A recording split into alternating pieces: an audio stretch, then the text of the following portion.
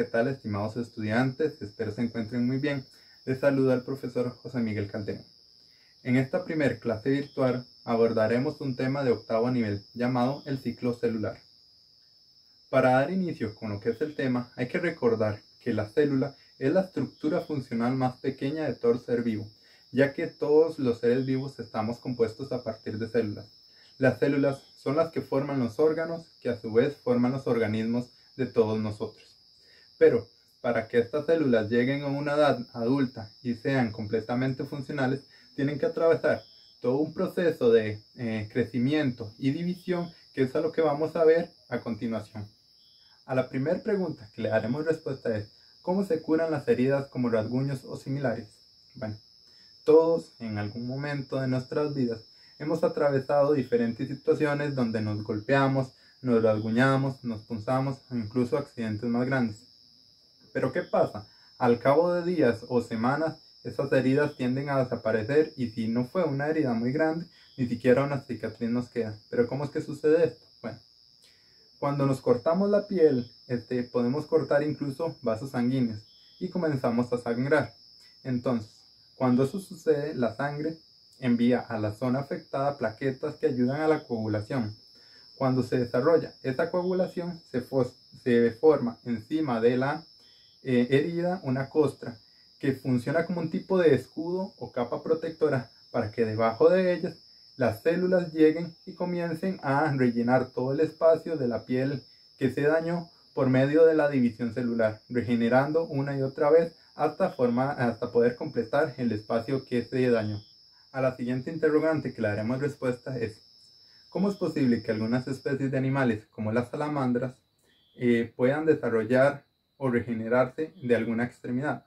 Bueno, si han tenido la oportunidad de ver a uno de estos reptiles en algún momento sin una cola principalmente, ya que ellos utilizan esto como un mecanismo de defensa. Cuando se sienten en peligro por algún depredador, ellos logran desprender su cola para distraer al depredador y así poder huir.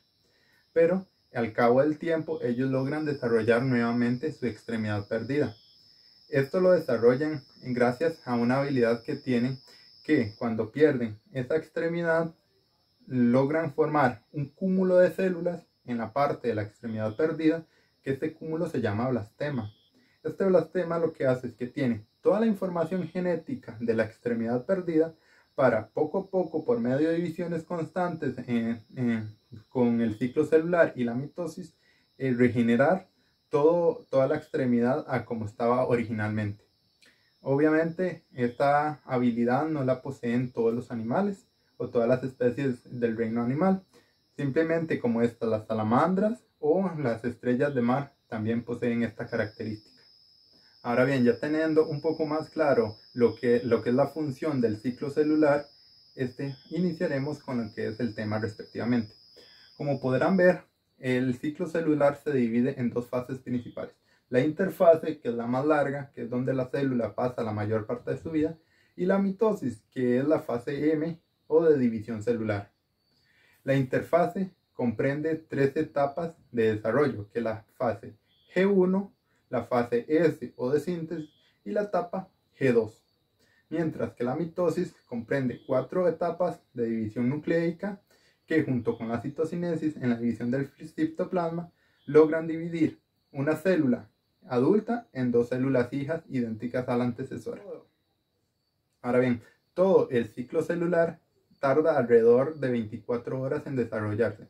Esto quiere decir que cada 24 horas posiblemente puede existir una nueva célula hija, que a su vez estas nuevas células hijas cada 24 horas se logran duplicar, aumentando en cantidad exponencialmente. Ahora, comenzando con la interfase, tenemos que saber que la interfase es la etapa que desarrolla la célula para aumentar de tamaño, absorber nutrientes y desarrollar todas las funciones metabólicas necesarias para poder llegar finalmente a la división celular. Ahora, en la etapa G1, que es la primera etapa de desarrollo de la célula, es donde ella comienza a aumentar de tamaño, absorbiendo nutrientes y todas las sustancias necesarias. Además, en esta etapa se absorben materiales o sustancias que serán necesarias en la próxima etapa de síntesis para la replicación del ADN. Es importante que dejemos bien en claro que aquí no se replica el ADN, solamente se obtienen las sustancias necesarias para que ésta se desarrolle. Esta etapa de la G1 tarda alrededor de entre 8 a 10 horas aproximadamente en desarrollarse. En la siguiente etapa, la etapa de síntesis, es donde a partir de los materiales recolectados en la G1 se logra la replicación o duplicación del ADN, ya que para la división celular se necesita más cantidad de ADN disponible para que se desarrolle. Entonces, cuando termina el proceso, que tarda alrededor de entre 6 a 8 horas de la etapa de síntesis, ya la célula va a tener el doble de material genético disponible para poder dividirse en la etapa de la mitosis. Y en la fase G2, esta culmina su desarrollo en crecimiento. Y la principal característica que posee es que funciona como reserva de energía por medio de proteínas esenciales, ya que la división celular requiere que la célula tenga alta demanda de energía conservada para que pueda desarrollarse y cumplirse como debe de ser.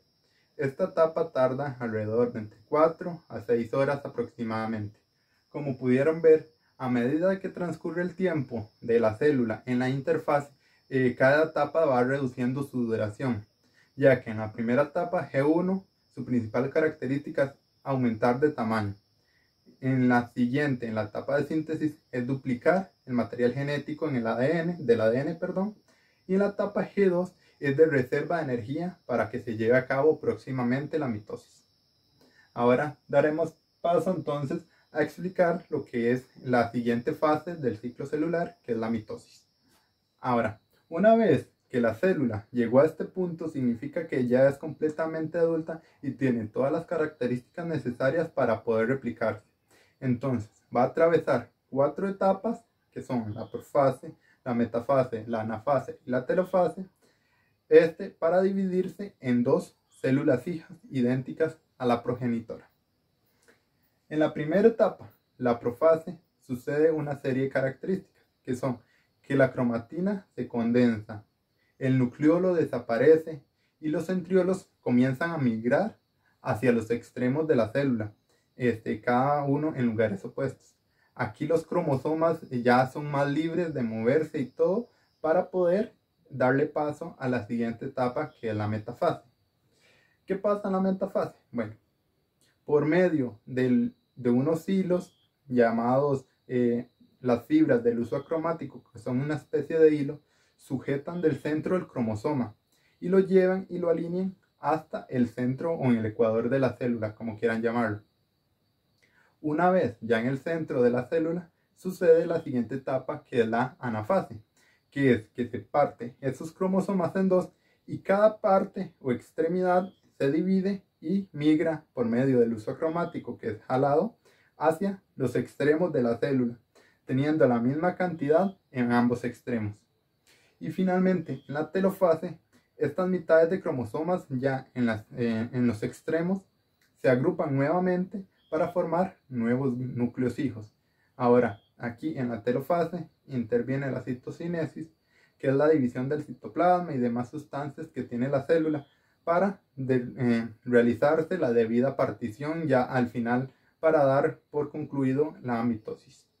Como vieron, todo esto se llama ciclo celular, ya que al final, cuando se forman las 2 nuevas células hijas, estas tienen que comenzar nuevamente con la etapa G1 para aumentar de tamaño y todas las funciones que explicamos anteriormente, y continúe todo el proceso. Por lo tanto, es un ciclo constante que transcurre cada 24 horas, día con día. Ahora, es importante que les quede muy claro cómo es que funciona realmente cada una de las fases de la mitosis, de una manera más visual, de ser posible. De igual manera, en el próximo video vamos a retomar esta última parte de la mitosis, ya que es como la base para a tratar en el próximo tema. Ahora, para que les quede más claro el tema de la mitosis, hay una técnica muy sencilla con las manos. Ahora, imaginemos que las manos son el núcleo de la célula, y los dedos son los cromosomas. En la etapa 1, por todos los procesos que se desarrollan, los cromosomas se comienzan a mover más libremente.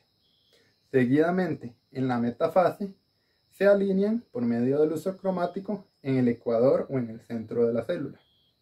En la anafase, estos se dividen y migran hacia los polos opuestos de la célula, donde al final, por medio de la telofase y la citocinesis, se divide por completo la célula, formando dos células hijas a partir de una célula madre.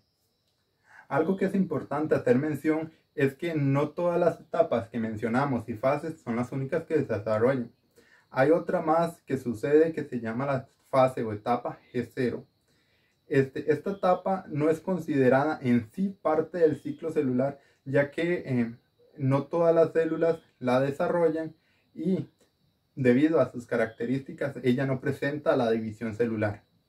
¿Qué es la etapa G0 entonces? Bueno, algunas células como las neuronas o las células musculares del corazón, ellas no se duplican ni cambian al pasar del tiempo. Ellas cuando mueren, ahí termina su vida útil. Entonces, cuando estas células están en etapa joven, lo que hacen es atravesar la etapa G0, que es donde absorben nutrientes, aumentan de tamaño y llegan a una edad adulta. Pero al momento que transcurre o que va a suceder la mitosis, ellas brincan esa etapa y comienzan con todo lo que es su ciclo de vida para el cual ellas fueron programadas. Por eso es una etapa aparte de lo que es el ciclo celular. Bueno, este es todo el proceso que engloba el ciclo celular. Pero antes de terminar, es muy importante que ustedes, para el reforzamiento del tema, desarrollen una serie de actividades que les voy a mostrar a continuación. Las actividades que tendrán que desarrollar para aplicar con el tema del ciclo celular consta de dos partes que se presentarán a continuación. En esta primera parte de la práctica se trata de corroborar el aprendizaje obtenido. Todo esto por medio de la realización de un esquema o figura como la que se presenta. En la misma se debe identificar cada una de las partes y fases que conforman el ciclo celular, además de algunas de las principales características de cada fase. Este esquema se puede realizar en el cuaderno o de ser posible en algún otro material más grande como una cartulina o un pliego de papel periódico. Todo esto para poder acomodar la información y el esquema de la mejor forma posible. Es importante que lo diseñen con mucha creatividad, utilizando diferentes colores para hacerlo más llamativo, y una vez lo tengan listo, puedan estudiarlo y resultándoles más interesante. Y la segunda parte de la práctica consta de realizar un glosario con al menos 10 palabras con sus respectivas definiciones. Estas frases o palabras se trata de conceptos que se les resultó difícil comprender o que no están del todo seguros de su significado. Para esto es importante que realicen una búsqueda en diferentes medios, ya sea en internet, videos o también en algún otro libro de texto que sea el diferente al que estamos usando. Toda esta indagación va a permitir aumentar y complementar el conocimiento obtenido durante la clase. Además de ser posible, se puede adjuntar una imagen relacionada con la definición que realizaron, como en el ejemplo que se muestra, donde la palabra a buscar es la citocinesis y la definición que se indica es que es la separación física del citoplasma en dos células hijas durante la división celular. Tanto en mitosis como en meiosis se produce al final de la telofase. Y al final, como ven, se presenta una imagen de la misma. Realizando estas actividades, la información y conocimiento obtenido les será de más provecho. Bueno, esto sería todo acerca del ciclo celular y las características que él conlleva. Espero que este tema les haya ayudado en su proceso de aprendizaje en el área de las ciencias naturales.